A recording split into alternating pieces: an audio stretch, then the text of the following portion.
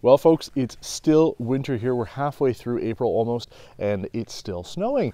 That's why we haven't had a chance to clean this car off, so don't get upset at us. There just isn't an opportunity to do so. But to be fair, this is an SUV, so most people are going to be using it for utility anyway, and it's not always good to see a car wash. Our spotlight today is on this 2018 Ford Explorer Sport. This is almost the top trim when it comes to Ford's updated 2018 version of this vehicle, and for this generation it moved up from the midsize to the full-size SUV segment. So we're going to be showing everything about this car, the slight changes with the facelift, and everything you need to know if you're in the market for a 3-row full-size SUV.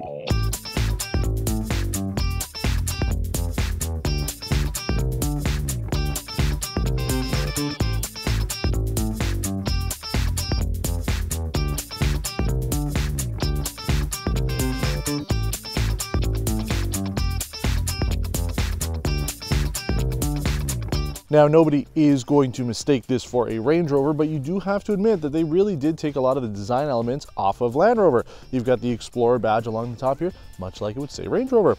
Big badge up here, and it's interesting, there is a front camera on this car. It doesn't have a 360-degree camera system, but there is a front camera, and it has a washer nozzle, which is fantastic. We don't see that enough in any vehicles these days. So if you're driving and you're pulling into a spot, pulling into somewhere that you need that front camera, and it's dirty, because obviously the front of the cars get quite dirty, especially in winter, just a little spray nozzle and it'll clean it up for you. Now, the update also changed these headlights up here. So you have full LED headlights, LED running lights, and LED fog lights, and you have front parking sensors along the front end of it. So it's not really a lot of features on the front, but you get what you expect, especially at the almost $60,000 price point. You do have automatic power folding mirrors. You do have contact points on the door handles in order to get into the car, and Ford continues to put their keypad on the driver's door, which actually has come in handy a couple times. Not that we've locked the keys in the car, but it is nice to have for whatever reason. If you're maybe going into your car, it's parked in the garage, you don't want to grab your keys, just dial in the code and you're good to go. Now, back again, as we would expect in the full-size SUV market, you have a power opening trunk. And one of the things I really do like about the back seats here, much like the Buick Enclave that we featured, is you can fold the seats with a button. So you don't actually have to do anything, just push a button and you can fold the rear seats on their own. And there is a lot of space in the back seat here. Unlike some of the other vehicles we've seen, the seats actually kind of fold into the back. So when they're fully down in the stored position, I find there's tons of space back here. And again, in the back, you've got a camera with a washer nozzle, so if you're backing into a spot and it's dirty, you can spray it off real quick. 4 parking sensors along the bottom, quad tip exhaust, and really that's about it. Unlike some of the other SUVs in the segment, you can't open up the glass independently. It is fixed, so keep that in mind if you are looking to buy a vehicle that has a rear opening glass. This one doesn't do it. There's no doubt that the exterior of this car is phenomenal, but the inside really just feels a little uninspired. Everything is really straightforward and there isn't much to surprise you. It does have some features that are nice to have, especially at the $60,000 price point. You have front heated and ventilated seats, heated steering wheel, navigation system, and again, that front and rear backup camera. Now, we did talk about the Sync Connect 3 system. If you plug in your phone to use Android Auto or Apple CarPlay, it will automatically disable the built-in navigation. Now, that could be a problem if you're just trying to charge your phone rather than using the navigation. But aside from that, I mean, there isn't a whole lot to surprise. Like I said, I just feel that while it is functional, there just isn't a whole lot of soul that was put into the inside here. You do have sort of ambient lighting with the cup holders and footwells, as well as the door handles. They do light up based on about 8 different colors that you can choose from, but it is a nice little touch. We've seen that on some other Ford products. Aside from that, everything really is straightforward. You do have a multi-information display for your gauge clusters. You can see things like your current speed or your music on either side, and that's about it. There's no heads-up display. There's no any other gadgets going on here. It is really straightforward when it comes to a full-size SUV. Now, there are a couple of options on this car. It does have the twin panel moonroof up top, and it also has $2,100 headrest monitors that have DVD players built into it. So it's great for kids if you're on a long trip and they're nagging that they are bored. Put in a DVD and they're good to go. They've got wireless headphones and a remote that they can control it, and it is nice. Now, speaking of those rear seats and center seats, there is a separate control system for the climate. It's not automatic. It is just a rotary knob to be able to select the fan speed and temperature, but you do have roof-mounted vents like we've seen on some of the other SUVs in this segment and also in the midsize segment. So those are also nice little features to have as well. We do find that the rear seats actually are probably more comfortable than the front ones. I feel you kind of sink into those captain's chairs in the center a little bit more than you do on the front, which feel a little bit more firm.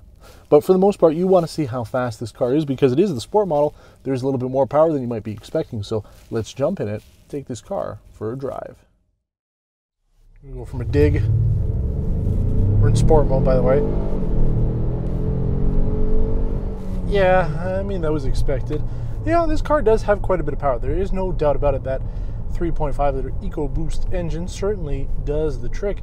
And, you know, I mean, it is a full-size SUV, so you do need a little bit more power to haul this around, but it's probably going to be pretty decent too if you're going to be using this actually as a sport utility vehicle. So if you're going to have maybe a little trailer, a little boat, things like that, you want to haul things around, ATV, maybe you want to haul another car around, you can probably do it without any issue with this.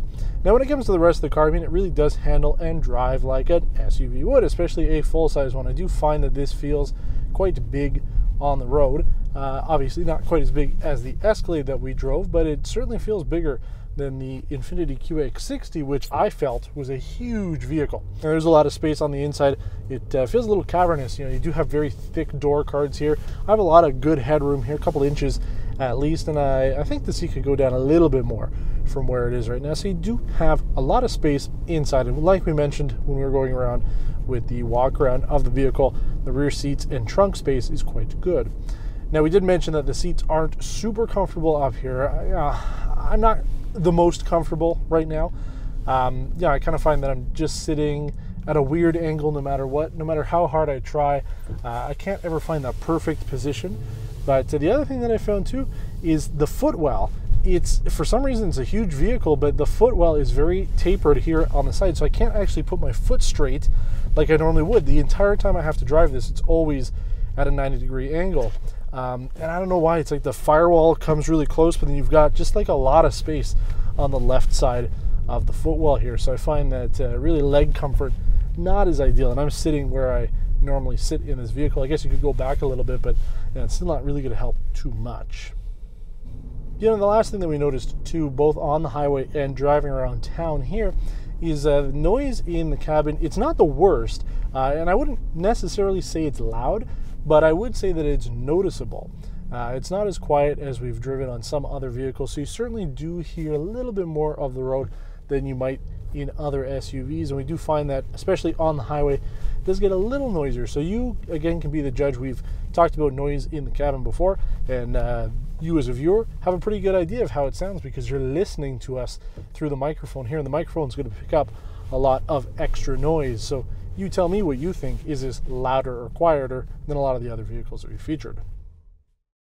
As our show title hints at, there is a mix of good and bad with this vehicle.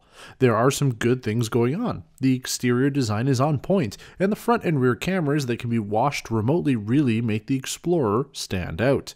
The interior ambient lighting is a nice touch, with many different color options, though we found the blue works best with the rest of the interior lighting. The optional DVD monitors worked every time we use them, and are a great option for families, albeit a bit on the expensive side. Finally, the center row seat belts have extra padding and retract from both the bottom of the seat as well as the top, making the center captain's chairs ideal for kids to buckle themselves up without fear of pinching their fingers, and providing extra padding around their necks and shoulders.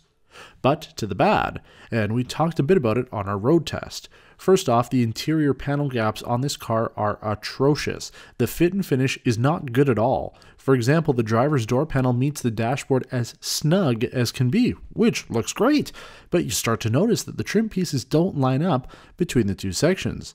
Jump over to the passenger side, and I could fit my fingers in the panel gap, and once again the trim doesn't line up.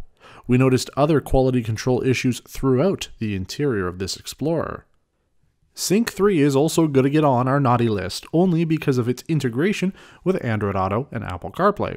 As mentioned, it will override the default navigation software, which we found to actually be quite good, better than Apple CarPlay. We would have used it more, but charging our phone would automatically enable Apple CarPlay and replace the stock Ford navigation system. You can turn this off in a setting, but it requires you to disable and enable every time. The front driver's footwell was also a big disappointment for us. That tapered side means your resting foot is almost under the brake pedal. And finally, the interior design really does get a thumbs down. It just felt very uninspired compared with Ford's other products. Considering this vehicle sits in just under $60,000, we would have expected a nicer cabin to match the sticker price.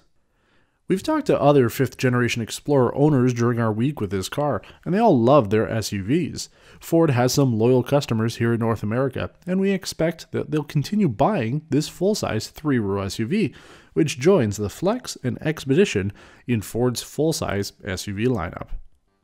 Thanks for watching this episode of Test Drive Spotlight on the 2018 Ford Explorer Sport. What do you think of this utility vehicle? Do you see a lot of the sport trim, or are you always worried the Explorer behind you is actually a police interceptor? Let us know in the comments below, and don't forget that your support helps make this show possible. By sharing this episode on social media sites and liking it, we can reach new viewers and expand our offerings.